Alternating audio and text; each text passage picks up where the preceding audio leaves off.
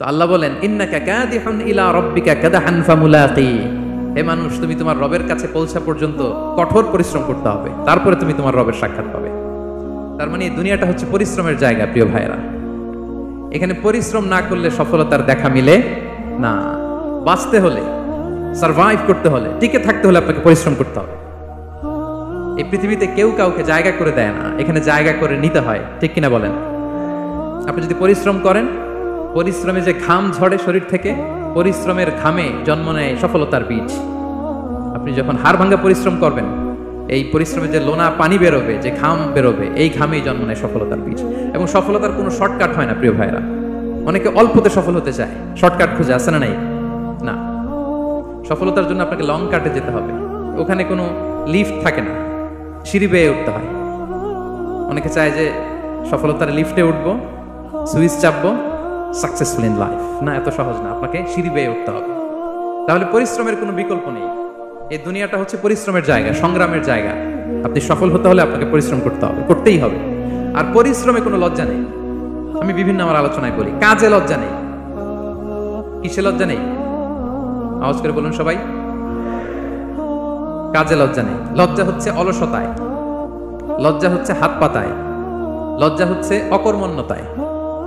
কাজে লজ্জা আছে? লজ্জা কিসে বলেন সবাই? লজ্জা হচ্ছে অলসতায়, অকর্মণ্যতায়। যারা কাজ না করে ফুটানি মারে, ওইটাতে লজ্জা। অনেকে আছে ফুটানি মারে, আছে না নাই? কাজ করে না, সব ফুটানি, এই ফুটানিতে লজ্জা। কিন্তু পরিশ্রমে কোনো লজ্জা নেই। এজন্য আল্লাহ তাআলা বললেন ইয়া আইয়ুহাল ইনসান ইন্নাকা কাদিহুন ইলা রাব্বিকা কাদহান ফামুলাকি, হে মানুষ তোমার রবের কাছে পৌঁছা পর্যন্ত তোমাকে পরিশ্রম করতে হবে। হাড় ভাঙা পরিশ্রম করে আমার কাছে আসতে হবে, তবেই সফলতা মিলবে। অন্য আয়াতে আল্লাহ তাআলা বলছেন লাকাদ খালাকনাল ইনসানা ফি কাবাদ, নিশ্চয়ই মানুষকে আমি কষ্ট এবং পরিশ্রম নির্ভর করে তৈরি করেছি। এই পৃথিবীতে টিকে থাকতে হলে তাকে পরিশ্রম করতে হয়, কষ্ট করতে হয়। এবং দুনিয়ার এই সাইকেলটা যদি দেখেন, দিন এবং রাতের যে সাইকেল, রাতকে আল্লাহ বানিয়েছেন ঘুমের জন্য, রেস্ট নেওয়ার জন্য, বিশ্রামের জন্য। আর দিনকে আল্লাহ বানিয়েছেন কর্মচঞ্চল করে, কাজের জন্য। দিনের মধ্যে কর্মস্পৃহা আছে। আল্লাহ তাআলা সূরা নাবাতে বলছেন ওয়াজআলনান নাহারা মাআশা, আমি দিনকে বানিয়েছি কর্মচঞ্চল। দিনে আপনি কাজ করবেন, হাড় ভাঙা পরিশ্রম করবেন, তবেই সফলতা ধরা দিবে, ঠিক কিনা বলেন? তাহলে প্রথমে আমরা জানলাম এই পৃথিবীতে পরিশ্রম করতেই হবে, পরিশ্রমের কোনো বিকল্প নেই। সফল হতে চাইলে কি করতে হবে? আওয়াজ করে বলবেন, কি করতে হবে? এবং ইসলাম এই পরিশ্রমকে উৎসাহিত করে, পরিশ্রমের মাধ্যমে যে ইনকাম, এটাকে উৎসাহিত করে। বিষ্ণু ঈসা ইসলাম বলেন মা আকালা আহাদুন তাআমান কাত্তু খায়রান আইয়াকুলা মিন আমালি ইয়াদাই, মানুষ পরিশ্রম করে তার দুই হাত দিয়ে উপার্জন করে যে জীবিকা নির্বাহ করে, এর চেয়ে শ্রেষ্ঠ জীবিকা পৃথিবীতে আর নেই। আল্লাহু আকবার। আপনারা যারা কষ্ট করে ঘাম ঝরিয়ে উপার্জন করেন, এই পৃথিবীতে এর চেয়ে শ্রেষ্ঠ উপার্জন আর হতে পারে? পরিশ্রম করে ঘাম ঝরিয়ে আপনি যে রিজিক এর বন্দোবস্ত আপনার হয়, এই খাবারের চেয়ে শ্রেষ্ঠ খাবার পৃথিবীতে হতে পারে? এরপর বিষ্ণু ইসলাম বললেন ওয়া ইন্না নাবিয়াল্লাহি দাউদ আলাইহিস সালাম কানা ইয়াকুলু মিন আমালি ইয়াদিহি, আল্লাহর নবী দাউদ আলাইহিস সালাম তিনি নিজ হাতের উপার্জন থেকে খেতেন। সুবহানাল্লাহি বিহামদিহি। তিনি আর্মর বানাতেন, যুদ্ধাস্ত্র। তিনি বর্ম বানাতেন, নিজ হাতে বর্ম বানিয়ে, যুদ্ধাস্ত্র বানিয়ে বিক্রি করে সেটা দিয়ে জীবিকা নির্বাহ করতেন। আল্লাহু আকবার। তাহলে পরিশ্রমের কোনো বিকল্প নেই। শ্রমের মাধ্যমে যে উপার্জন, এটা শ্রেষ্ঠ উপার্জন। তাই শ্রমজীবী যারা আছেন, মনক্ষুণ্ণ হবেন না, মন ছোট করবেন না। You are the super hero, you are the super hero, you are the remittance fighter of our country. এজন্য রাস্তা দিয়ে যখন হাঁটবেন, বুক ফুলিয়ে হাঁটবেন, আর বস্তা ভরে টাকা নিয়ে দেশে ফিরবেন, ঠিক কিনা বলেন? বুক ফুলিয়ে হাঁটতে হবে। এজন্য আমি আমার প্রিয় মাতৃভূমি বাংলাদেশের গভর্নমেন্টকে অনুরোধ করবো, আমাদের শ্রমজীবী ভাইদের যাতে সুবিধা হয়, এই ব্যবস্থা আমাদের করতে হবে। বিনীত অনুরোধ রাখবো। শ্রম মন্ত্রণালয়ে যারা দায়িত্বে আছেন, স্পেশালি তাদেরকে রিকোয়েস্ট করবো, আমাদের শ্রমজীবী ভাইদের যেন কোনো কষ্ট না হয়, কারণ তাদের পাঠানো রেমিটেন্সে সচল থাকে আমার দেশের অর্থনীতির চাকা। তারা ভালো থাকলে ভালো থাকবে বাংলাদেশ। ভেরি সিম্পল, ঠিক কিনা বলেন? আমার যে ভাইটা পরিচ্ছন্নতা কর্মী, রাস্তা ক্লিন করে, এয়ারপোর্টে ওয়াশরুম ক্লিন করে, একজন পরিচ্ছন্নতা কর্মী, তারও 20 থেকে 30 হাজার টাকা বাংলাদেশে ঢুকে প্রতি মাসে। আপনি চিন্তা করতে পারেন? 6টা মাস যদি রেমিটেন্স বন্ধ হয়, শ্রীলঙ্কার চেয়েও খারাপ অবস্থায় বাংলাদেশে চলে যাবে। Just only 6 months. ভয়ঙ্কর অবস্থা হবে বাংলাদেশে। এটা আল্লাহর পক্ষ থেকে একটা স্পেশাল রাহমা, মার্সি এন্ড ব্লেসিংস, যে আমাদের রিজিকের তাগিদায় সারা বিশ্বে যে কাজ করতে হয়, আমরা কাজ করি আর দেশে টাকা পাঠাই, আর সচল থাকে আমার দেশের অর্থনীতির চাকা, আলহামদুলিল্লাহ পড়ে। সো বাংলাদেশের গভর্নমেন্টকে আমি বিনীত অনুরোধ জানাবো, শ্রম মন্ত্রণালয়কে অনুরোধ জানাবো, এয়ারপোর্ট অথরিটিকে অনুরোধ জানাবো, আমার শ্রমজীবী ভাইদের সাথে ভালো আচরণ করুন, তাদের সাথে কোঅপারেট করুন। বিশেষ করে যতগুলো দূতাবাস আছে সারা বিশ্বে, বাংলাদেশের যে মিশনগুলো, দূতাবাসগুলো, আমার শ্রমজীবী ভাইদের যে কোনো কাজকে অগ্রাধিকার ভিত্তিতে আপনারা সার্ভিস দিন। এটা দিতেই হবে, ঠিক কিনা বলেন? তারা ভালো থাকলে ভালো থাকবে বাংলাদেশ। তো এই জন্য শ্রমের কোনো বিকল্প নাই। নিজ হাতে উপার্জিত অর্থ, নিজ হাতে উপার্জিত কামাই, এটা শ্রেষ্ঠ কামাই। তো আলহামদুলিল্লাহ আজকের অডিয়েন্সের মধ্যে শ্রমজীবী ভাইয়েরা বেশি, আলহামদুলিল্লাহ পড়েন। এটা আমাদের সৌভাগ্য। এই যে বাংলাদেশে এখন চাকরি নাই, চাকরির বাজার মন্দা, মাস্টার্স পাস করে বেকার টোটো কোম্পানির ম্যানেজার, এরকম আছে না নাই? তার বিপরীতে আল্লাহ তাআলা আপনাদেরকে মালয়েশিয়া নিয়ে আসছে, প্রতি মাসে আপনি টাকা পাঠান, আলহামদুলিল্লাহ। আপনি বাংলাদেশের যে উন্নয়ন, বাংলাদেশের যে ডেভেলপমেন্ট, এই যে স্মার্ট বাংলাদেশ বলে বলে মন্ত্রীরা মুখে ফেনা তুলে ফেলে, এটার গর্বিত অংশীদার আপনি, ঠিক কিনা বলেন? আপনি গর্বিত অংশীদার। You are the contributor, you are the real contributor. আপনার অবদানে বাংলাদেশ আজকে সচল, আলহামদুলিল্লাহ। সো মন ছোট করার কোনো সুযোগ নেই। নিজ হাতে উপার্জিত কামাই, এটা পৃথিবীর শ্রেষ্ঠ কামাই, আলহামদুলিল্লাহ। পরিশ্রমের মাধ্যমে যে উপার্জন, এটাকে ইসলাম আমাদেরকে উৎসাহিত করে। শুধু নামাজ, রোজা, জিকির এগুলো নিয়ে ইসলাম আমাদেরকে পড়ে থাকতে বলেনি। কোরআনিক অর্ডার হচ্ছে আপনার নামাজ শেষ, আপনি বেরিয়ে পড়বেন, কাজে বেরিয়ে যাবেন। ফাইদা কুদিয়াতিস সালাতু ফান্তাশিরু ফিল আরদি ওয়াবতাগু মিন ফাদলিল্লাহ। বিধানটা কার বলুন? আওয়াজ করে বলুন, বিধানটা কার? এটা কোরআনিক ভার্ডিক্ট, কোরআনের বিধান। নামাজ শেষ গোল হয়ে বসে জিকির করতে বলে নাই আল্লাহ। আল্লাহ বলেছে ফান্তাশিরু ফিল আরদ ওয়াবতাগু মিন ফাদলিল্লাহ, জমিনে ছড়িয়ে পড়ো, আল্লাহর রিজিক তালাশ করো। নামাজ শেষ বেরিয়ে যাবেন, কৃষক চলে যাবে মাঠে, শ্রমজীবী চলে যাবে ফ্যাক্টরিতে, শিক্ষকরা চলে যাবে তাদের শিক্ষা প্রতিষ্ঠানে, কর্পোরেট ওয়ার্ল্ডের লোকেরা চলে যাবে তাদের প্রতিষ্ঠানে। ডেভেলপমেন্ট করতে হবে, সিভিলাইজেশন করতে হবে। নামাজের পরে গোল হয়ে বসে থাকা চলবে না। কি ব্যালেন্স দেখেছেন ইসলাম? আজান হয়েছে তো মসজিদে আসো, নামাজ শেষ বেরিয়ে পড়ো, আলহামদুলিল্লাহ। কি ভারসাম্যপূর্ণ ইসলাম। ফাইদা কুদিয়াতিস সালাতু ফান্তাশিরু ফিল আরদ, যখন সালাত শেষ জমিনে ছড়িয়ে পড়ো, আল্লাহ রিজিক অন্বেষণ করো। তাহলে শুধু নামাজ রোজার মধ্যে ইসলাম নয়, আপনাকে কর্মঠ হইতে হবে, পরিশ্রম করতে হবে, হাড় ভাঙা পরিশ্রম। বিশ্বনবী সাল্লাল্লাহু আলাইহি ওয়াসাল্লাম অত্যন্ত পরিশ্রমী ছিলেন। He started his first career as a shepherd, সুবহানাল্লাহ। ওনার প্রথম ক্যারিয়ার উনি রাখাল হিসেবে শুরু করেছেন। রাখালরা যে কাজ করে, অর্থাৎ মরুভূমিতে ভেড়া, মহিষ, ভেড়া, ছাগল, তারপর বকরি, দুম্বা, এই চরানোর কাজগুলো দিয়ে বিষ্ণু সাল্লাল্লাহু আলাইহি ওয়াসাল্লাম তার ক্যারিয়ার শুরু করেছেন এজ এ শেফার্ড। বিষ্ণু সাল্লাল্লাহু আলাইহি ওয়াসাল্লাম বলেন, সহিহ বুখারীর বর্ণনা, মা বাআসাল্লাহু নাবিয়্যান ইল্লা রাআল গানাম। আল্লাহ তাআলা এই পৃথিবীতে এমন কোন নবী পাঠায় নাই যে নবীরা ছাগল চড়ায় নাই। সুবহানাল্লাহ পড়বেন না? সাহাবারা বললেন, ওয়া আনতা ইয়া রাসূলুল্লাহ, হে আল্লাহর নবী আপনিও ছাগল চড়িয়েছেন? বিষ্ণু সাল্লাল্লাহু আলাইহি ওয়াসাল্লাম বললেন, নাআম, আমিও ছাগল চড়িয়েছি। ওয়া কুনতু আরআহা আলা কারারিত লি আহলি মক্কা, আমি অল্প কিছু মজুরির বিনিময়ে, অল্প কিছু টাকার বিনিময়ে, সামান্য কিছু পারিশ্রমিকের বিনিময়ে মক্কার লোকদের ছাগল চড়িয়ে দিতাম। সুবহানাল্লাহ পড়েন। ছাগল হচ্ছে খুব টেরা প্রাণী, ডানে টানলে বায়ে যায়, বায়ে টানলে ডানে যায়। তাদেরকে একসাথে করা এজ এ শেফার্ড, এটা মরুভূমিতে খুব কষ্টের কাজ। আল্লাহ তাআলা প্রত্যেক নবীকে দিয়ে ছাগল চড়িয়েছেন, যাতে করে কিছুদিন পরে নবীরা মানুষ চড়াতে পারে। সুবহানাল্লাহ। আল্লাহ বুঝাতে চাইলেন, এখন ছাগল চড়াও, এদের উপর যদি কন্ট্রোল নিতে পারো তাহলে মানব জাতির উপর কন্ট্রোল নিতে পারবো। আল্লাহু আকবার। এজন্য প্রত্যেকটা নবীকে দিয়ে, সহিহ বুখারীর বর্ণনা, মা বাআসাল্লাহু নাবিয়্যান ইল্লা রাআল গানাম, আল্লাহ পৃথিবীতে এমন কোন নবী পাঠায় নাই যেই নবীকে দিয়ে আল্লাহ ছাগল চড়ায় নাই। তো বিষ্ণু সাল্লাল্লাহু আলাইহি ওয়াসাল্লাম ছাগল চড়িয়েছেন, অত্যন্ত সুঠাম দেহী ছিলেন, কর্মঠ ছিলেন। তার মানে বিষ্ণু সাল্লাল্লাহু আলাইহি ওয়াসাল্লামও পরিশ্রম করে উপার্জন করেছেন, ঠিক কিনা?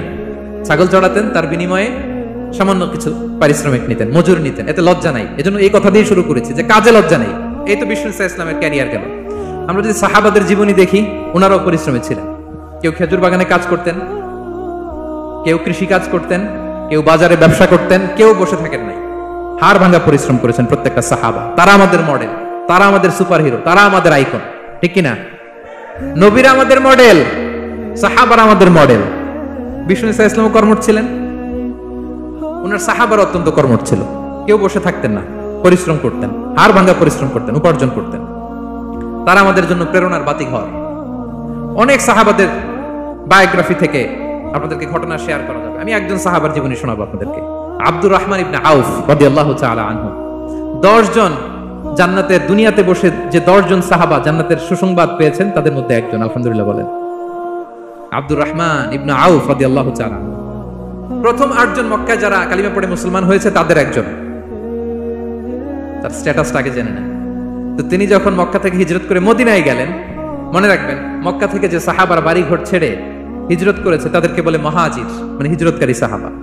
আর মদিনাতে যে সমস্ত সাহাবারা তাদেরকে রিসিভ করেছেন তাদেরকে বলে আল আনসার, মানে সাহায্যকারী সাহাবা।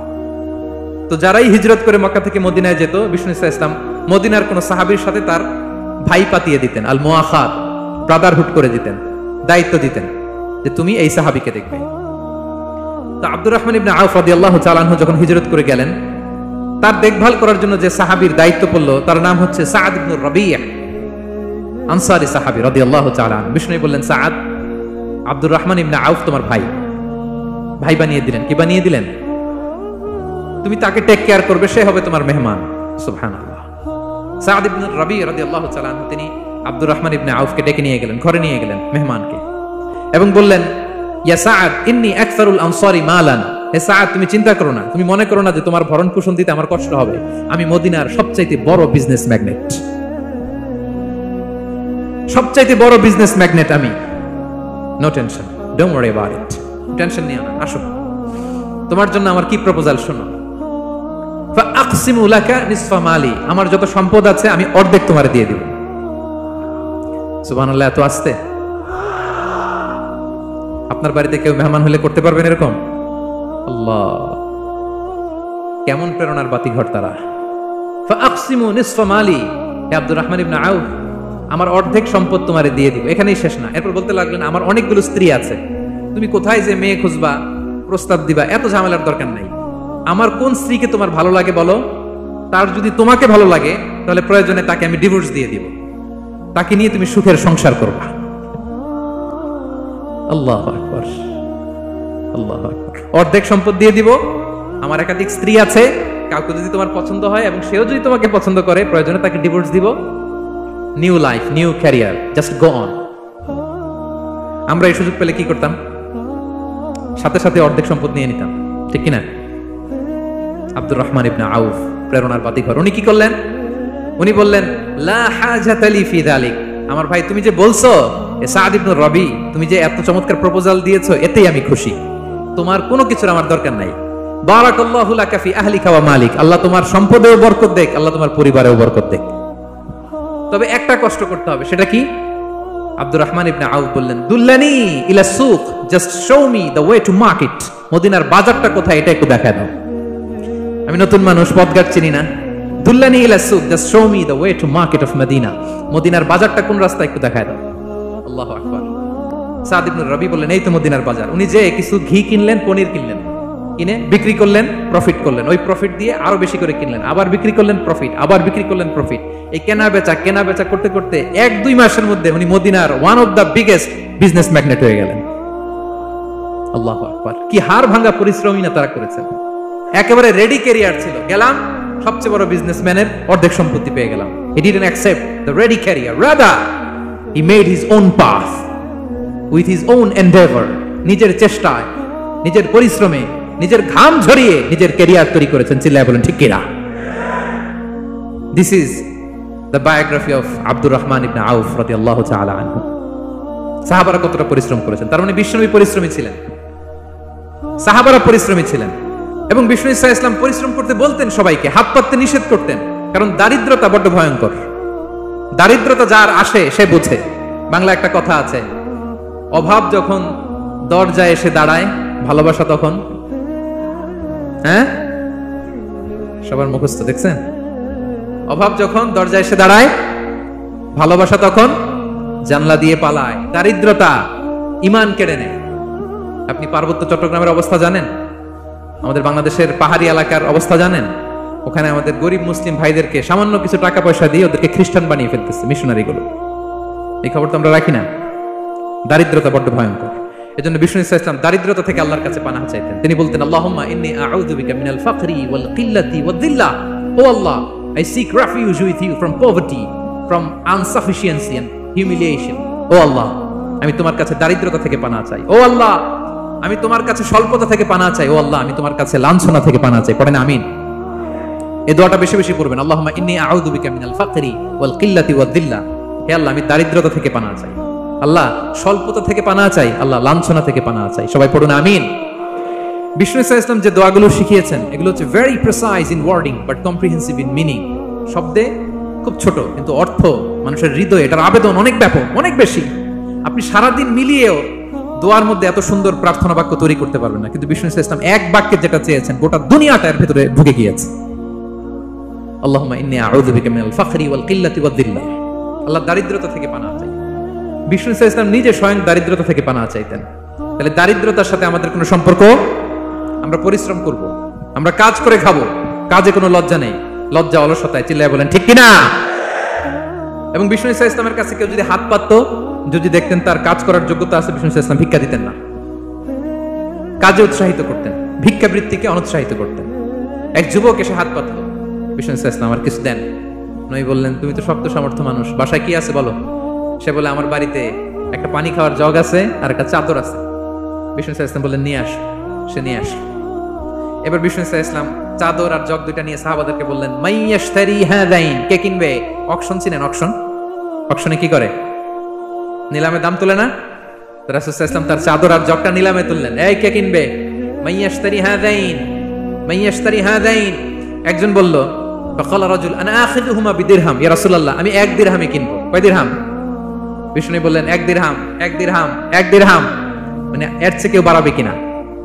মাইয়াজিদু আলা যালিক, এর চেয়ে বাড়ায় দিবা কে? আরেক সাহাবী বলল, ইয়া রাসূলুল্লাহ, আমি 2 দিরহামে কিনবো। 2 দিরহাম, 2 দিরহাম, 2 দিরহাম, আর বাড়ে না। বিষ্ণু সাল্লাল্লাহু আলাইহি ওয়াসাল্লাম তার কাছে 2 দিরহাম দিয়ে বিক্রি করে দিলেন। 2 দিরহাম নিয়ে যুবককে বললেন, নাও, এই 1 দিরহাম দিয়ে কিছু খাবার কিনে তোমার ফ্যামিলিকে দিয়ে আসো। আরেক দিরহাম দিয়ে একটা কুঠার কিনে নিয়ে আসো। তো যুবক কুঠার কিনে আনলো। ফাওয়াদা লাহু আর রাসূল সাল্লাল্লাহু আলাইহি ওয়াসাল্লাম ইয়াদান, রাসূল সাল্লাল্লাহু আলাইহি ওয়াসাল্লাম নিজ হাতে ওই কুঠারের একটা হাতল লাগাই দিলেন কাঠের। কারণ শুধু কুঠার দিয়ে তো হবে না, একটা হাতল থাকতে হবে না? বিষ্ণু সাল্লাল্লাহু আলাইহি ওয়াসাল্লাম ওনার মোবারক হাতে, বরকতময় হাতে ওই কুঠারে একটা হাতল লাগাই দিলেন। এবার বললেন, যাও, 1 দিরহাম দিয়ে কুঠার, আরেক দিরহাম দিয়ে খাবার কিনে আনো। এই কুঠার দিয়ে জঙ্গলে যে কাঠ কেটে লাকড়ি বেচে জীবিকা নির্বাহ করো। সামনের 15 দিন আমার সামনে যেন তোমার ঘুরঘুর করতে না দেখি।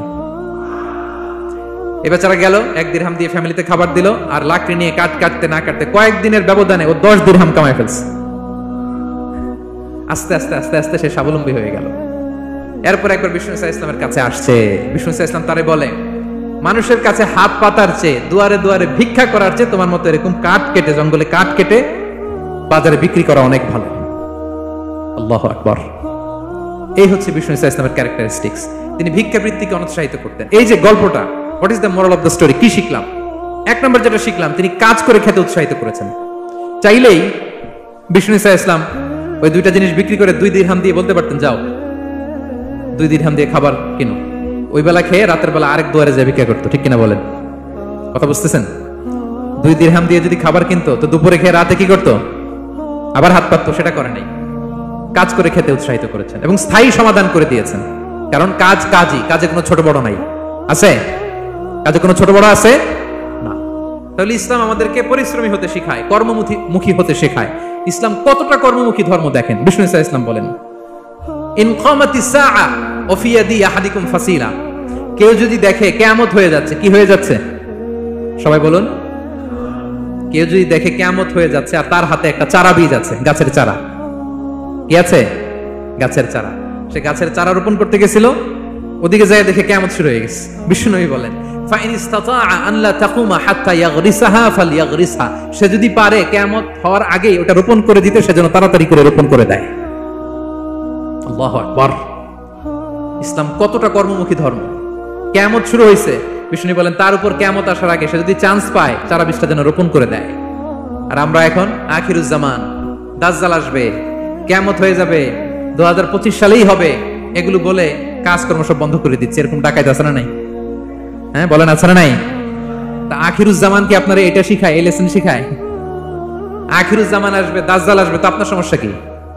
দাজ্জাল আসবে দেখি তো আপনাকে বিজনেস করে এমন টাকা কামাইতে হবে যাতে করে দাজ্জাল আসলে আমি আমার অর্থ দিয়ে মুজাহিদিন ভাইদেরকে সহায়তা করতে পারি। দাজ্জাল আসবে তো আপনার প্রবলেম কি? আপনার বডি বিল্ডিং করতে হবে, আপনার ফ্যামিলিকে তারবিয়া দিতে হবে।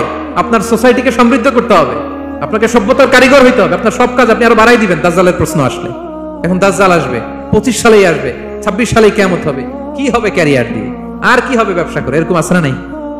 এরকম করা যাবে? বিশ্বনবী কি বললেন? কিয়ামত হইতেছে, তুমি দেখতেছো চাক্ষুষ বিলা আয়াত, দেখতেছো কিয়ামত হইতেছে, আর তুমি গাছ লাগাইতে গেছিলা। যদি সুযোগ হয় কিয়ামত হওয়ার আগে আগে কি করো?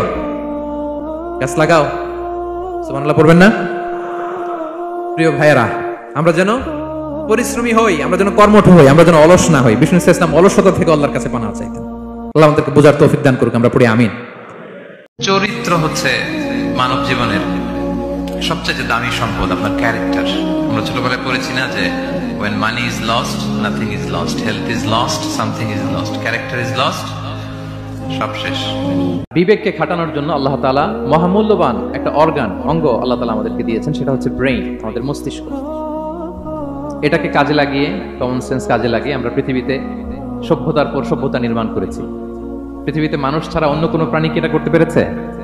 এটা মানুষ করেছে, কারণ আল্লাহ তাআলা মানুষকে এই চিন্তা শক্তি দিয়েছেন, বিচার বুদ্ধি দিয়েছেন, এবং সফিস্টিকেটেড একটা ব্রেন দিয়েছেন। এটা কাজে লাগিয়ে আমরা অনেক বড় কাজ করে ফেলতে পারি।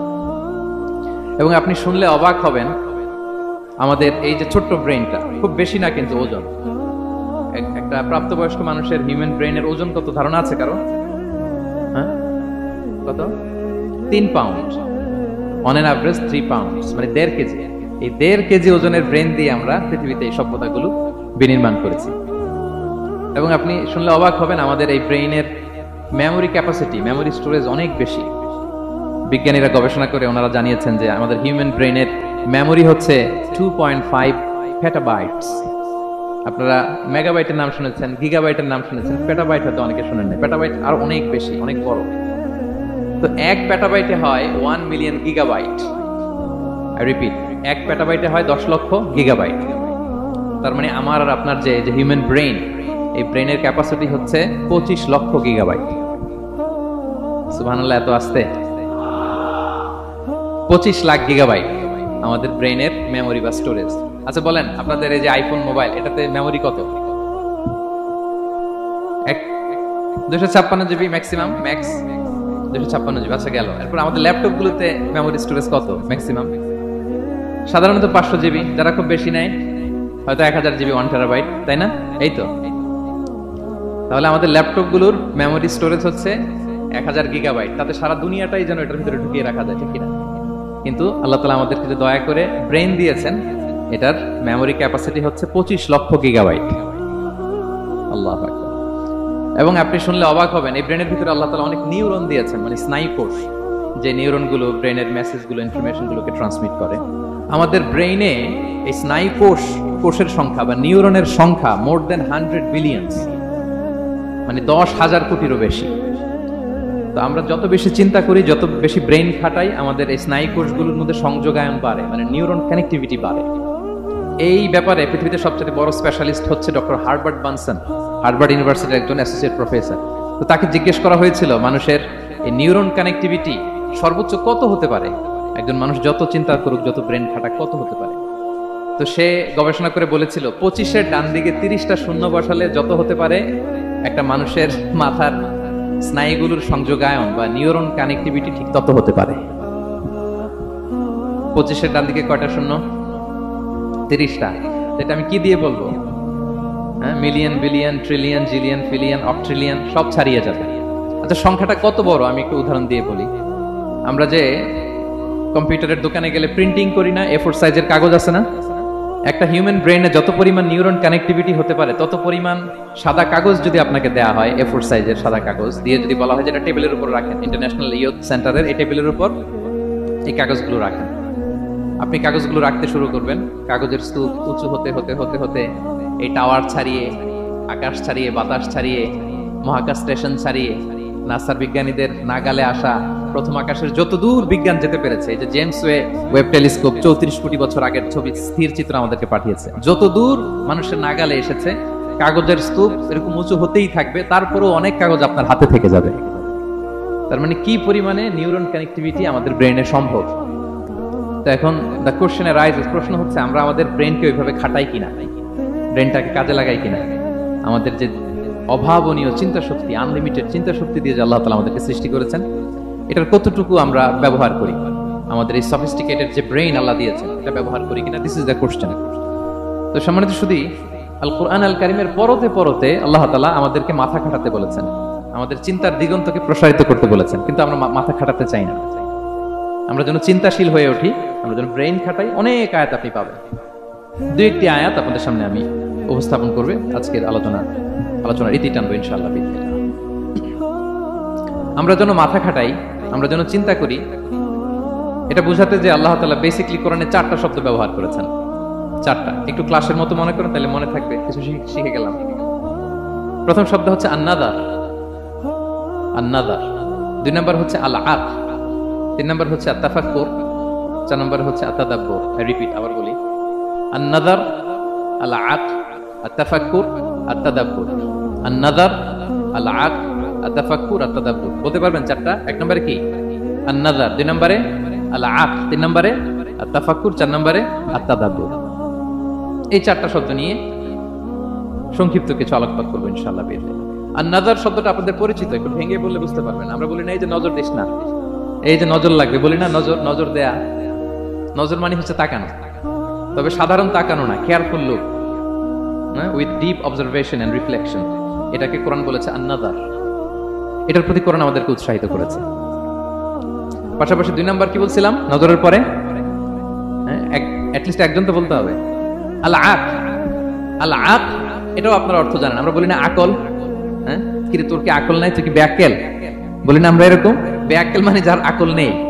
তো এই যে আকল, আকল থাকা বা আকল খাটানো বা কমন সেন্সকে খাটানো, রিজনিং করা, কোরআন এটার ব্যাপারে উৎসাহিত করেছে। 3 নম্বরে কি বলেছিলাম? হ্যাঁ, আত-তাফাক্কুর। এই যে ইউআই এর স্টুডেন্ট পাওয়া গেছে তো, ওনারা বলতে পারতেছে আত-তাফাক্কুর। আত-তাফাক্কুর শব্দটা আসছে ফিকির থেকে। ফিকরা, ফিকির, ফিকির তো বোঝেন নাকি? আমরা বলি না যে ফিকির করতে হবে। আত-তাফাক্কুর মানে ক্রিটিক্যাল থিংকিং, বিশ্লেষণধর্মী চিন্তা করা। আর সর্বশেষ হচ্ছে আত-তাদাব্বুর। আর তাদাব্বুরটা কোরআনের সাথে জড়িত, কোরআনের পেছনের গল্পগুলো খুঁজে বের করা। আর তাদাব্বুর শব্দটা এসেছে আরবি শব্দ দুবুর থেকে। দুবুর, দুবুর মানে কি? পেছন। তো কোরআনের কোন একটা আয়াতের পেছনের গল্পটা কি, পেছনের রহস্যটা কি, এর নেপথ্যে কি, এর গুরু রহস্য কি, এটাকে বের করা। এই 4টা ব্যাপারে কোরআন অনেক এমফাসাইজ করেছে। তো এই 4টা নিয়ে আমরা কথা বলি। প্রথমে কি বলেছিলাম? প্রথম শব্দটা আন-নাযার। সবাই বলেন তো প্রথম শব্দটা কি? আন-নাযার। নজর মানে কি? দৃষ্টি দেয়া, স্বাভাবিক দৃষ্টি না, গভীর দৃষ্টি, সুগভীর দৃষ্টি। হ্যাঁ, ইংরেজিতে বলে অবজারভেশন বা রিফ্লেকশন। তা আমরা যেন শুধু ফেল করে তাকিয়ে না থাকি। আল্লাহ বলেছে তাকালে তাকানোর মতো তাকাবা, গভীর দৃষ্টি দিবা। আল্লাহ বলেন আফালা ইয়ানজুরুনা ইলাল ইবিলি কাইফা খুলিকাত ওয়া ইলাস সামাই কাইফা রুফিআত ওয়া ইলাল জিবালি কাইফা নুসিবাত ওয়া ইলাল আরদি কাইফা সুতিহাত। আল্লাহ বলেন ওরা কি নজর দেয় না? আফালা ইয়ানজুরুনা, নজর থেকে ইয়ানজুরুনা ইলাল ইবিলি, ওরা কি উটের দিকে তাকায় না? Don't they see to the camels how masterfully they were created? হ্যাঁ, তারা কি উটের দিকে তাকায় না কিভাবে উটকে সৃষ্টি করেছি? তারা কি আকাশের দিকে তাকায় না খুঁটিবিহীন বিশাল আকাশকে কেমন করে বানালাম? তারা কি পাহাড়ের দিকে তাকায় না কিভাবে পাহাড়কে ফার্মলি সেট করা হলো পৃথিবীর সাথে? তারা কি জমিনের দিকে তাকায় না কিভাবে জমিনটাকে বিস্তীর্ণ করে দেয়া হয়েছে? তো এই 4টা কথা আল্লাহ বললেন। রাসূল সাল্লাল্লাহু আলাইহি ওয়াসাল্লাম যখন মক্কার কুরাইশদেরকে তাওহীদ, রিসালাত, আখিরাতের দাওয়াত দিচ্ছিল, তারা এই দাওয়াতকে প্রত্যাখ্যান করলো, তারা মানছে না। তো তখন আল্লাহ তাআলা এই আয়াত নাজিল করে বললেন আফালা ইয়ানজুরুনা ইলাল ইবিলি কাইফা খুলিকাত। মক্কার কুরাইশরা কি উটের দিকে তাকায় না? উটকে কিভাবে আমি তৈরি করলাম এটা একটু দেখতে পারে না ওরা? আরে উটের দিকে তাকালেই তো ওরা উটের মালিক আমি আল্লাহরে খুঁজে পাবে। কারণ কুরাইশরা ছিল কোরআনের প্রাইমারি অডিয়েন্স, যদিও কোরআন সবার জন্য এসেছে। তো আল্লাহ বললেন আফালা ইয়ানজুরুনা ইলাল ইবিলি কাইফা খুলিকাত। ওরা কি উটের দিকে তাকায় না? উট দেখার জন্য তো ওদের চিড়িয়াখানায় যাওয়া লাগবে না, অথবা মক্কার কুরাইশদের চায়নাতেও যাওয়া লাগবে না, কারণ উট তো ওদের গৃহপালিত প্রাণী, ঠিকই না? ঘরে ঘরে আরব দেশে উট আছে না নাই? আছে। তো উটের দিকে তাকায় না? সমৃদ্ধ শুধু উটের কথা আল্লাহ কেন বললেন? কুরাইশদেরকে উটের কথা বললেন এজন্য, উট হচ্ছে এমন আজীব একটা প্রাণী যেটা প্রাণী বিজ্ঞানীদেরকে হয়রান করে দিয়েছে। আল্লাহু আকবার। আপনি অবাক হবেন উটের যে ফিচার আল্লাহ তাআলা দিয়েছেন। মক্কার লোকেরা উটের গোশত খাইতো, উটের দুধ খাইতো, উটের চামড়া দিয়ে দ্য ফাইনেস্ট লেদার, দামি লেদার তারা বানাতো। উটের উপর মাল নিয়ে বোঝাই করে মরুভূমি এক প্রান্ত থেকে আরেক প্রান্তে পাড়ি দিত, নিজেরা উটের উপর রাইডিং করত। এবং উট হচ্ছে এমন প্রাণী যেটা একসাথে 1 মাস না খেয়ে বেঁচে থাকতে পারে। 1 মাস পানিও খাওয়া লাগবে না, খাবারও খাওয়া লাগবে না। সুবহানাল্লাহ পড়বেন না? এট এ টাইমে একটা উট, প্রাপ্তবয়স্ক একটা উট একসাথে 200 লিটার পানি খেয়ে ফেলতে পারে। এবং উটের পেটের ভিতরে একটা স্পেশাল ওয়াটার চেম্বার আছে, ওই চেম্বারে রেখে দেয়, খেয়ে ওইটারে পাঠায় দেয় না ওদের কিডনিতে। 200 লিটার পানি একবারে খেয়ে স্পেশাল চেম্বারে রেখে দেয়, যখন লাগবে ওইখান থেকে নিয়ে নিয়ে বেঁচে থাকে। 1 মাস না খেয়ে বেঁচে থাকে কি করে? উটের পিঠে দেখবেন একটা কুজ আছে, একটা উঁচু উটকে যদি কল্পনা করেন, উপরে একটা কুজ আছে না, এই পুরো কুজটা হচ্ছে চর্বির আধার। তো ওটের যখন খাবার থাকে না মরুভূমিতে, মাসের পর মাস যখন চলে, ওই চর্বি থেকে এনার্জি নিয়ে সে মরুভূমিতে চলে, সে না খেয়েও বাঁচতে পারে।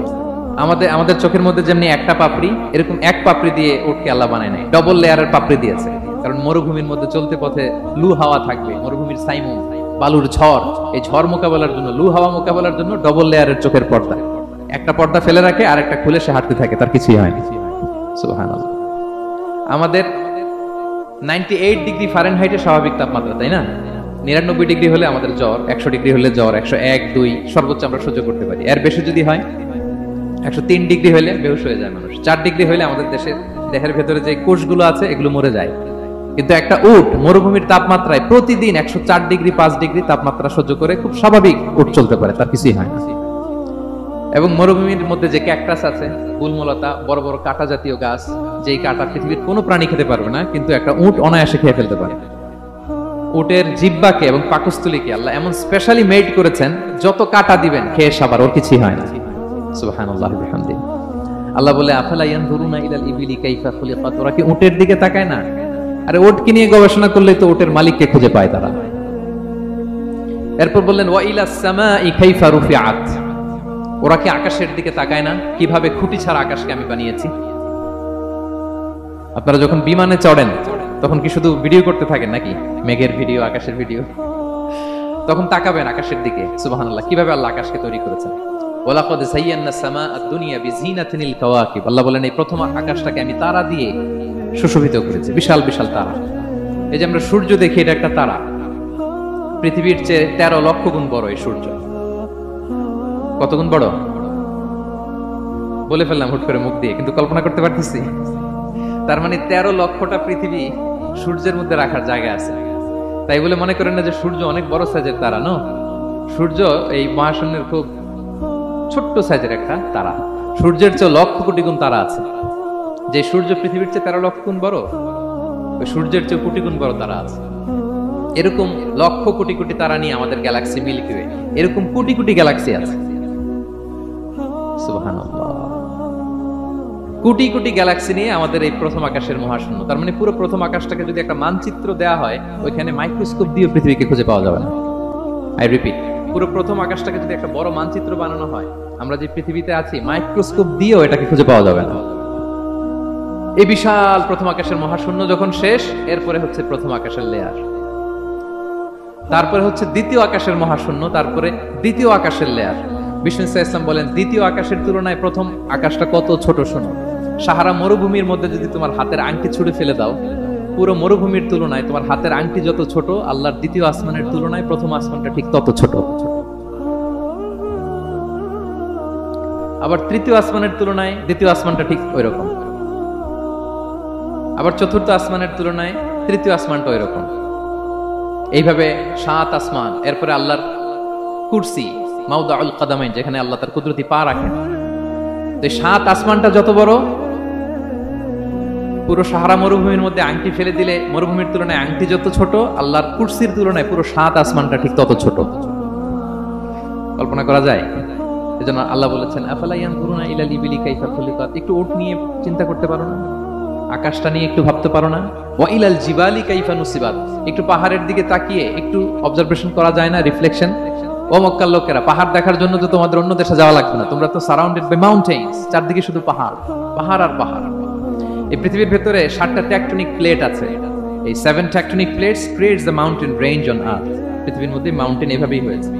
বিগ ব্যাং এর মহাবিস্ফোরণের পরে এই প্লেটগুলো যখন কোলাপস করলো, মাঝখানের জায়গা উঁচু হয়ে গেল, দ্যাট ইজ মাউন্টেন। এটাই মাউন্টেন। আমেরিকার আলাস্কা একটা জায়গা আছে, পৃথিবীর সবচেয়ে বড় মাউন্টেন রেঞ্জ। এটা লম্বায় প্রায় 2000 কিলোমিটার লম্বা একটা পাহাড়। ইউরোপের সবচেয়ে বড় পাহাড় হচ্ছে আল্পস পর্বতমালা, ওইটা লম্বায় 1200 কিলোমিটার। কল্পনা করতে পারেন, একটা পাহাড় 1200 কিলোমিটার লম্বা। আর সবচেয়ে উঁচু যে পর্বত শৃঙ্গ মাউন্ট এভারেস্ট 29,035 ফিট। আর মিটার দিয়ে চিন্তা করলে 8,850 মিটার। আল্লাহ এই পাহাড়কে কোরআনে বলেছেন পেরেকের সাথে তুলনা দিয়েছেন। আল্লাহ তাআলা বলেছেন ওয়াজআলনাল জিবালা আওতাদা, আমি এই পাহাড়গুলোকে আলস পর্বতমালা, আলাস্কা পর্বতমালা, মাউন্ট এভারেস্ট এগুলোকে পেরেকের মতো বানিয়েছি। কিসের মতো? আচ্ছা, যদি আমার কথা বুঝে থাকেন তাহলে উত্তর দেন। আমরা পেরেক যখন কাঠের মধ্যে ঠুকি তখন পুরো পেরেকটা কাঠের ভিতরে ঢুকে যায় না? উপরে দেখা যায় কতটুকু? হাতুড়ি দিয়ে একটা পেরেক যখন আমি একটা কাঠের ভিতরে ঠুকে দিলাম, এরপরে কি পুরা পেরেকটা দেখা যায়? আর কতটুকু দেখা যায়? সামান্য মাথাটা। তো পুরা পেরেক গেল কই? ভিতরে। তা আল্লাহ পাহাড়গুলোকে পেরেকের সাথে তুলনা করেছেন। তার মানে পাহাড় যতটুকু আপনি দেখেন এটা পাহাড়ের মাথা, এর পুরো অংশটা মাটির ভিতরে। 29,035 ফিট মাউন্ট এভারেস্ট যেটা, এটার কমপক্ষে 10 গুণ এটা মাটির ভিতরে আছে। আলাস্কা পর্বতমালা বাইরে যদ্দূর 10 গুণ ভিতরে, আলস পর্বতমালা বাইরে যদ্দূর 10 গুণ ভিতরে, তুর পাহাড় বাইরে যদ্দূর 10 গুণ তার ভিতরে। আল্লাহু আকবার। এজন্য আল্লাহ বলেন ওয়াইলাল জিবালি কাইফা নুসিবাত, ওরা কি পাহাড়ের দিকে তাকায় না? কিভাবে এই পাহাড়গুলোকে আমি তৈরি করেছি। আল্লাহ যখন এই পৃথিবী সৃষ্টি করলেন, পৃথিবীর মধ্যে ভাইব্রেশন হচ্ছিল, কাঁপছিল পৃথিবী। আল্লাহ পৃথিবীর কাঁপাকাঁপি বন্ধ করার জন্য এই পেরেকের মতো পাহাড়গুলোকে পৃথিবীতে ঠুকে দিলেন, কাঁপাকাঁপি বন্ধ হয়ে গেল। এই দৃশ্য দেখে ফেরেশতারা বলে ইয়া রাব হাল মিন খালকিকা আশাদ্দু আলাল জিবাল, আল্লাহ পাহাড়ের এত শক্তি, পৃথিবী কাঁপতেছিল, পাহাড় আপনি ঠুকে দিলেন, পৃথিবীর কাঁপাকাঁপি বন্ধ হয়ে গেল। আপনার সৃষ্টির মধ্যে পাহাড়ের চেয়ে শক্তিশালী কিছু আছে? আল্লাহ বললেন আছে। সেটা কি? আল হাদিদ। আল্লাহ বললেন সেটা লোহা, কারণ লোহা দিয়ে পাহাড় কাটা যায়, ঠিক কিনা? লোহার কথা শুনে ফেরেশতারা অবাক, লোহা পাহাড়ের চেয়ে শক্তিশালী? ফেরেশতারা প্রশ্ন করলো ইয়া রাব্বি হাল মিন খালকিকা আশাদ্দু মিনাল হাদিদ, তাহলে আপনার সৃষ্টির মধ্যে লোহার চেয়ে শক্তিশালী কিছু আছে? আল্লাহ বললেন আছে। কি সেটা? আন্নার, আগুন। কারণ আগুন লোহাকে কি করে? গলিয়ে ফেলে। ফেরেশতারা শুধু অবাকই হচ্ছে। ফেরেশতারা বলে আগুনের চেয়ে শক্তিশালী কিছু আছে? আল্লাহ বলে আছে, আলমা, পানি। কারণ আগুনে দাউ দাউ করে জ্বলে ওঠা আগুনের মধ্যে পানি দিলে আগুন অস্তিত্ব হারায়। ফেরেশতারা শুধু অবাকই হচ্ছে। তারা বলে তাহলে পানির চেয়ে শক্তিশালী কিছু আছে? আল্লাহ বলেন আছে। আর রিহ, বাতাস। কারণ বাতাস পানিকে একদিক থেকে আরেক দিকে নিয়ে যায়। জলের মধ্যে বায়ুর উচ্ছ্বাস লাগলে জলোচ্ছ্বাস তৈরি হয়, ঠিক কিনা? ফেরেশতারা আবার অবাক হয়ে বলে তাহলে বাতাসের চেয়ে শক্তিশালী কিছু আছে? আল্লাহ বললেন আছে। সেটা কি? বলতেছে বনি আদম। ওই মানুষ শক্তিশালী যে গোপনে দান করে, এত গোপনে যে ডান হাত কি দান করলো, বাঁ হাত সেটা টের পায় না। পড়েন সুবহানাল্লাহ। এই লম্বা হাদিস বলার বা বোঝানোর মূল উদ্দেশ্য হচ্ছে আল্লাহ পাহাড়কে সৃষ্টি করেছেন। ওয়া ইলাল জিবালি কাইফা নুসিবাত, পাহাড়কে আল্লাহ তাআলা জমিনের মধ্যে এভাবে সেট করেছেন। আল্লাহ বলে ওরা কি একটু পাহাড়ের দিকে তাকায় না? আকাশের দিকে তাকায় না? ওরা কি একটা উটের দিকে তাকায় না? ওয়া ইলাল আরদি কাইফা সুতিহাত, ওরা কি জমিনের দিকে তাকায় না? জমিনকে কিভাবে আমি বিস্তৃত করেছি। আমরা তো কত চমৎকার মাটি দেখি, তাই না? বীজ রোপণ করে দিলে কি উর্বর জমি, হ্যাঁ, ঘাস লতা পাতা ফলমূল হয়। আসলে পুরো পৃথিবীটাই কি এরকম নরম? না, অনেক স্তর আছে। এই ভূপৃষ্ঠের নিচে আপনি পাবেন পাললিক শিলার স্তর, রূপান্তরিত শিলার স্তর, আগ্নেয়গিরির শিলার স্তর। তার মানে পৃথিবীর ভেতরে দাউ দাউ করে আগুন জ্বলছে, এবং আগ্নেয়গিরির জ্বালামুখ ভেঙে যখন এই অগ্নুৎপাতের লাভা বের হয় তখন বোঝা যায় পৃথিবীর ভেতরে কেমন আগুন পাওয়া যায়, ঠিক কিনা? তাহলে প্রথম শব্দটা আমি কি বলেছিলাম? আন্নাদার। মনে আছে তো না? প্রথম শব্দটা কি? আল্লাহ বলে তারা কি নজর করে দেখে না কিভাবে আকাশ বানালাম, উট সৃষ্টি করলাম, কিভাবে জমিন বানালাম, কিভাবে পাহাড় বানালাম। তাহলে এই যে নজর বা অবজারভেশন, রিফ্লেকশন, এটার প্রতি আল্লাহ তাআলা আমাদেরকে উৎসাহিত করেছে। প্রথম পয়েন্ট ক্লিয়ার। মোট পয়েন্ট আলোচনা করব 4টা। বলেন তো কয়টা? একটা ক্লিয়ার। 2 নাম্বার কি ছিল দেখি কার মনে আছে কিনা? আল আকল, রাইট, কমন সেন্স, রিজনিং। আমরা যেন আমাদের কমন সেন্স খাটাই, কোরআনের পরতে পরতে আল্লাহ তাআলা আমাদেরকে উৎসাহিত করেছেন। এবং ইন্টারেস্টিংলি জাহান্নামীরা যখন জাহান্নামে যাবে তারা কি বলবে জানেন? সূরা মুলকে এসেছে, তারা বলবে ওয়াকালু লাউ কুননা নাসমাউ আও নাআকিলু মা কুননা ফি আসহাবিস সাঈর। তারা বলবে হায় রে, নবীদের কথা যদি মানতাম আর যদি একটু কমন সেন্স খাটাইতাম তাহলে তো জাহান্নামে আসা লাগতো না। ওই দিনের এই আফসোসে কোনো কাজ হবে? প্রিয় ভাইরা, ওই দিন যত আফসোস করেন কোনো কাজ হবে? তাহলে জাহান্নামীরাও আফসোস করবে হায় রে, একটু যদি আকল খাটাইতাম তাইলে আজকে আর জাহান্নামের আগুনে পোড়া লাগে না। নবীদের কথা যদি শুনতাম আর যদি আকল খাটাতাম, কি খাটাতাম, তাহলে আজকের এই কঠিন অবস্থা আমাদের পড়া লাগতো না। কোরআনের বিভিন্ন আয়াত আল্লাহ তাআলা আমাদেরকে বলেছেন আফালা তাআকিলুন, তোমরা কি আকল খাটাবা না? এই যে দামি কমন সেন্স দিলাম, একটু বুদ্ধি কি খাটাবা না, আকল খাটাবা না তোমরা? এবং কোরআনের একটি আয়াতে আল্লাহ তাআলা বিভিন্ন কসমিক সিম্বলস, ন্যাচারাল ফেনোমেনা এগুলো উল্লেখ করে সবশেষে তিনি বলেছেন লা আয়াতিন লিকাউমি ইয়াকিলুন, নিশ্চয়ই এগুলোর মধ্যে নিদর্শন রয়েছে, সাইন রয়েছে, কাদের জন্য? লিকাউমি ইয়াকিলুন, যারা আকলবান, যারা কমন সেন্স খাটায়। এই আয়াতে আল্লাহ কি কি বলেছেন? দীর্ঘ আলোচনা, আমি খুব সংক্ষেপে বলছি। আল্লাহ তাআলা বলছেন ইন্না ফি খালকিস সামাওয়াতি ওয়াল আরদি ওয়া ইখতিলাফিল লাইলি ওয়ান নাহারি ওয়াল ফুলকি আল্লাতী তাজরি ফিল বাহরি বিমা ইয়ানফাউন নাস وما أنزل الله من السماء من ماء فأحيا به الأرض بعد موتها وبث فيها من كل دابة وتصريف الرياح والسحاب المسخر بين السماء والأرض لآيات لقوم يعقلون। সবগুলো বলে আল্লাহ বললেন এগুলোর মধ্যে নিদর্শন আছে তাদের জন্য যারা কমন সেন্স খাটায়। কি বললেন আল্লাহ? আল্লাহ বললেন আকাশ জমিনের সৃষ্টির মধ্যে, দিবারাত্রির পরিবর্তনের মধ্যে, এই যে 24 ঘন্টার 12 ঘন্টা দিন 12 ঘন্টা রাত, আহ্নিক গতির কারণে এই যে দিবারাত্রি আমরা পাই, এই পৃথিবীটা তার অরবিটে কক্ষে যেমনি ঘুরে, আবার পৃথিবীটা তার অক্ষেও ঘুরে। যে আপনারা যারা ক্রিকেট খেলছেন এরকম স্পিন বল করেন না? হ্যাঁ, কমন পড়ছে? স্পিন বল করলে বলটা কিভাবে যায় বলেন তো? ঘুরতে ঘুরতে যায়। তো পৃথিবী যখন সূর্যের চারদিকে কক্ষে ঘুরে, ওই ঘোরার মুহূর্তে সে নিজে স্পিনিং হইতে থাকে, ঘুরতে থাকে। ওই স্পিন হইতে তার এক পিঠ থেকে আরেক পিঠে ঘুরতে তার 24 ঘন্টা সময় লেগে যায়। ওইটার কারণে দিবারাত্রি হয়। 12 ঘন্টায় আমরা দিন পাই, 12 ঘন্টায় আমরা রাত পাই। আল্লাহ বলেন এই দিবারাত্রির পরিবর্তনের মধ্যে নিদর্শন আছে। তারপরে সাগরে যে ভেসে বেড়ায় বড় বড় নৌযান, জলযান, আপনারা দেখেছেন কিনা জানি না, এই যে icon of the ocean, Titanic জাহাজের চেয়ে 10 গুণ বড় জাহাজ আমি দেখে এসেছি পশ্চিমা দেশগুলোতে। এত বিশাল বড় জাহাজ, এটা সামনে দাঁড়ালে এটার দত্তের মতো মনে হয়। মালয়েশিয়াতে তো অনেক কন্ডোমোনিয়ামস, 10-15টা কন্ডোমোনিয়ামস একসাথে জোড়া লাগালে এটা যত বড়, ওই ক্রুজগুলো, জাহাজগুলো এত বড়। এক একটা জাহাজের ভেতরে 3000-4000 হোটেল রুম আছে, 8-10টা রেস্টুরেন্ট আছে, ফুটবল স্টেডিয়াম আছে, থিম পার্ক আছে, বিশাল একটা এন্টায়ার সিটি। এই বিশাল ক্রুজগুলো, Icon of the Sea, Virgin Voyages, Royal Caribbean, এগুলো সাগরের উপর দিয়ে ভেসে বেড়ায়। আল্লাহ বলে বল ফুলকিল্লাতি তাজরি ফিল বাহরি বিমা ইয়ানফাউন নাস, সাগরের উপরে বিশাল বড় বড় ক্রুজগুলো ভেসে বেড়ায়, এর মধ্যে নিদর্শন আছে। এরপর আল্লাহ বললেন আমি পানি থেকে সব প্রাণী তৈরি করেছি, ওয়াজআলনা মিনাল মাই কুল্লা শাইইন হাই, সব প্রাণ এসেছে পানি থেকে। বিজ্ঞান এটাকে কনফার্ম করেছে। তারা বলেছে পৃথিবীর সর্বপ্রথম এককোষী প্রাণীর নাম হচ্ছে অ্যামিবা। অ্যামিবা এসছে, জুপ্লাঙ্কটন, ফাইটোপ্লাঙ্কটন, ব্যাকটেরিয়া প্লাঙ্কটন, এভাবে স্পিসিস গুলো ডেভেলপ করছে। আল্লাহ বলে এর মধ্যে নিদর্শন আছে। এরপর আল্লাহ তাআলা বলেছেন মৌসুমী বায়ু, এই যে বায়ুর প্রবাহ, এতে নিদর্শন আছে। আর আকাশ জমিনের মাঝখানে যে মেঘমালাগুলো ভেসে বেড়ায়, এই সবগুলোর ভেতরে নিদর্শন আছে। কাদের জন্য? আল্লাহ বলেন লা আয়াতিন লিকাউমি ইয়াকিলুন, তাদের জন্য যারা আকল খাটায়, যারা কমন সেন্স খাটায়। সুবহানাল্লাহ পড়বেন না? এজন্য বিমানে যদি আপনারা উইন্ডো সিট পান, কি করবেন আজকে থেকে বলেন? উইন্ডো সিটের পাশে বসে বসে রিল দেওয়ার জন্য ভিডিও মেক করব। কি করবেন?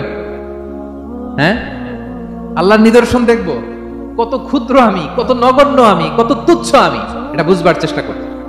তাহলে 4টা পয়েন্টের 2টা চলে গেল, একটা হচ্ছে নাযার আর একটা হচ্ছে আল আকল। 3 নাম্বার কি ছিল? একজন বলতে হবে। আত-তাফাক্কুর। আত-তাফাক্কুর মানে ক্রিটিক্যাল থিংকিং। ক্রিটিক্যাল থিংকিং করা। আল্লাহ যে আমাদেরকে ব্রেন দিয়েছেন, এটা দিয়ে ক্রিটিক্যাল থিংকিং করা, ব্রেনটাকে কাজে লাগানো, গড্ডালিকা প্রবাহে ভেসে না বেড়ানো, ব্রেনটাকে আমরা যেন কাজে লাগাই। আত-তাফাক্কুর। ইব্রাহিম আলাইহিস সালাম এই আত-তাফাক্কুর বা ক্রিটিক্যাল থিংকিং এর ক্ষেত্রে আমাদের জন্য অনুপম আদর্শ ছিল। কোন নবীর নাম বললাম? সবাই বলেন তো নবীর নাম কি?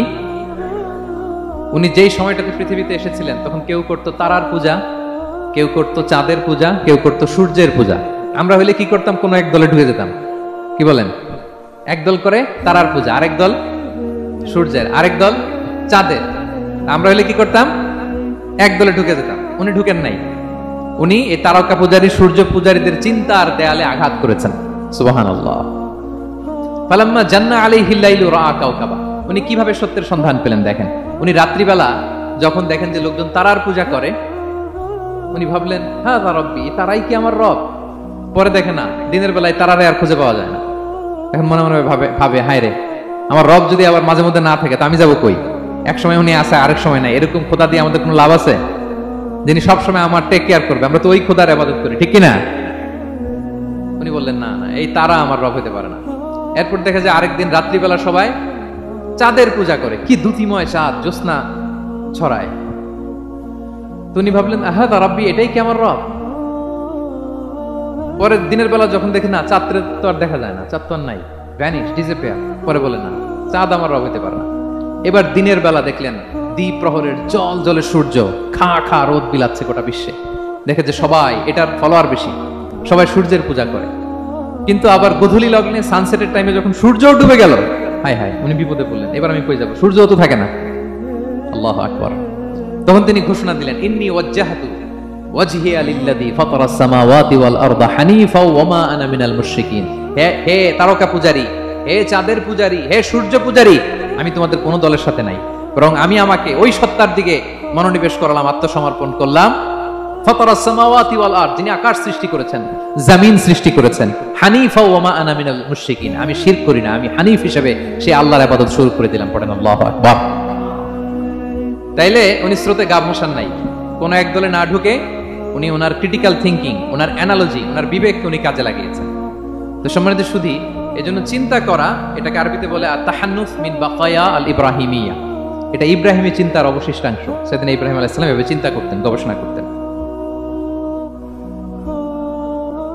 সূরাতুন নাহলে আল্লাহ তাআলা মৌমাছি কিভাবে মধু সংগ্রহ করে এই ইনফরমেশনটা যখন আমাদের সামনে পেশ করলেন, এই আয়াতের শেষেও তিনি একই কথা বললেন, ইন্না ফি যালিকা লা আয়াতান লিকাউমিন ইয়াতাফাক্কারুন। নিশ্চয়ই এর মধ্যে যারা চিন্তাশীল তাদের জন্য নিদর্শন আছে।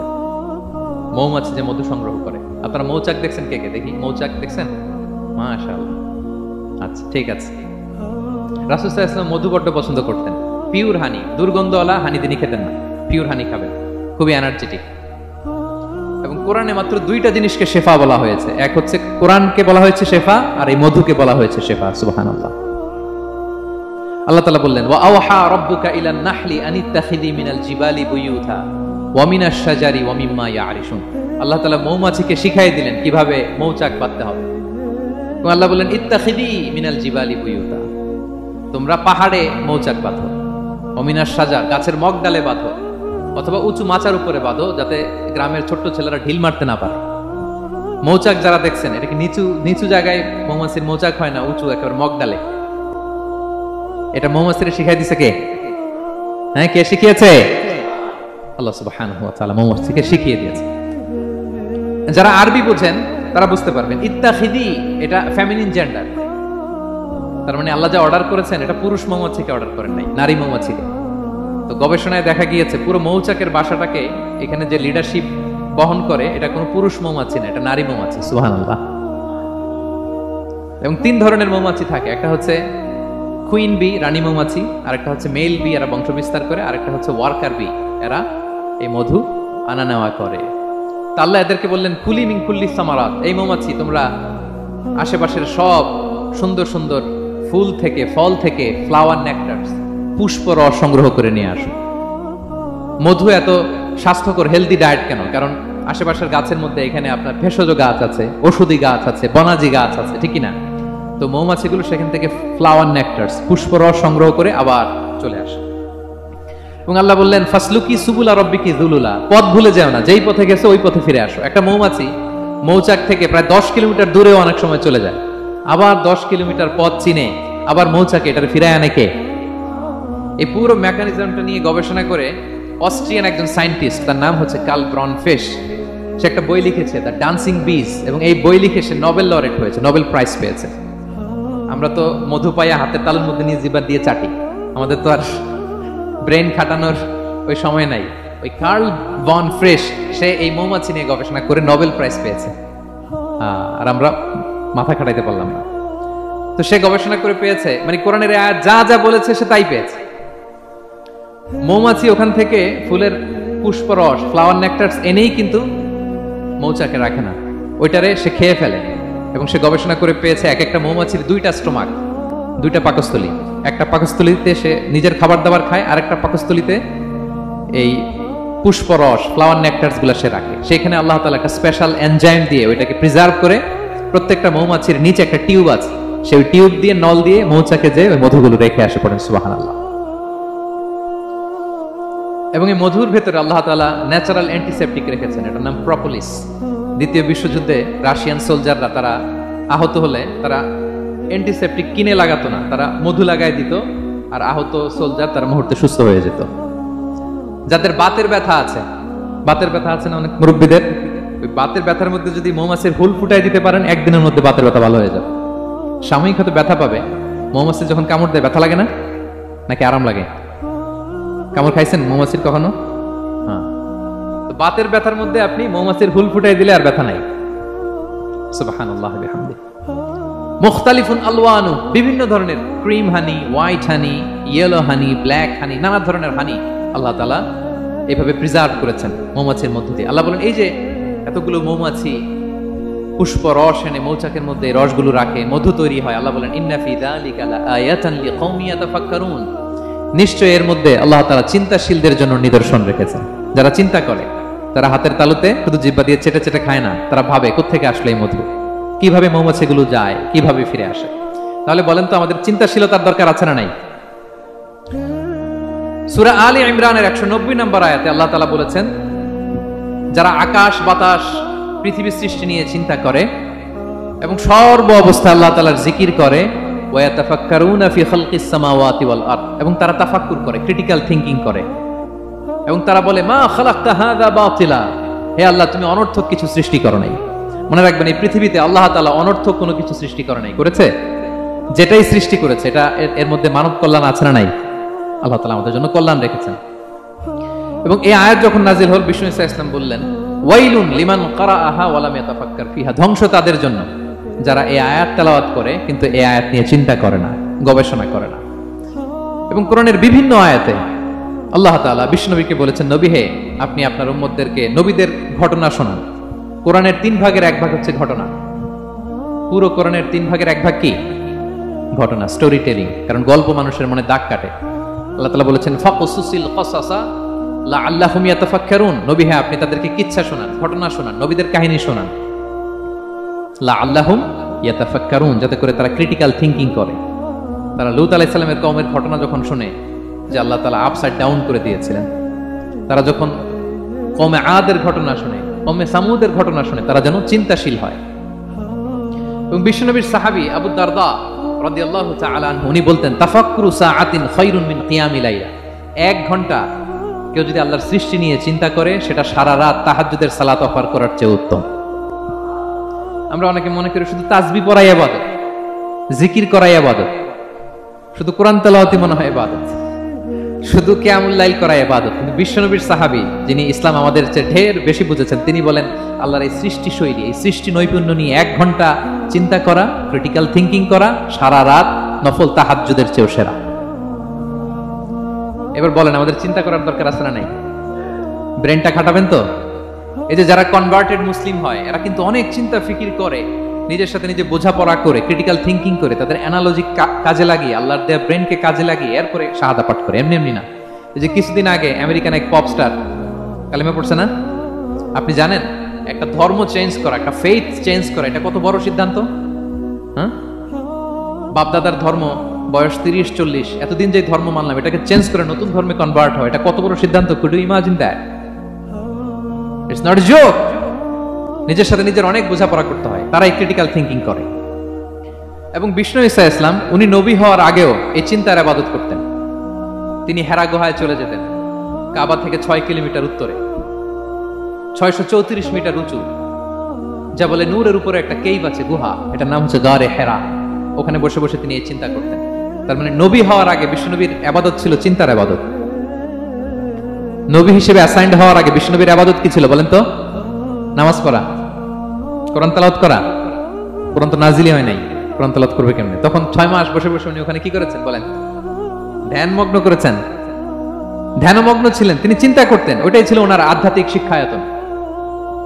ওই নির্জন গুহার মধ্যে উনি যখন চিন্তায় মগ্ন ছিলেন, আল্লাহর সৃষ্টি শৈলী নিয়ে চিন্তা করতেন, ঠিক ওই মুহূর্তে, অন্তিম মুহূর্তে ওই মাহেন্দ্রক্ষণে নাজিল হয়েছে ইকরা বিসমি রাব্বিকাল্লাযী খালাক, read in the name of your Lord who has created, পড়ো তোমার প্রভুর নামে যিনি তোমাকে সৃষ্টি করেছেন, শিক্ষা দিয়েছেন।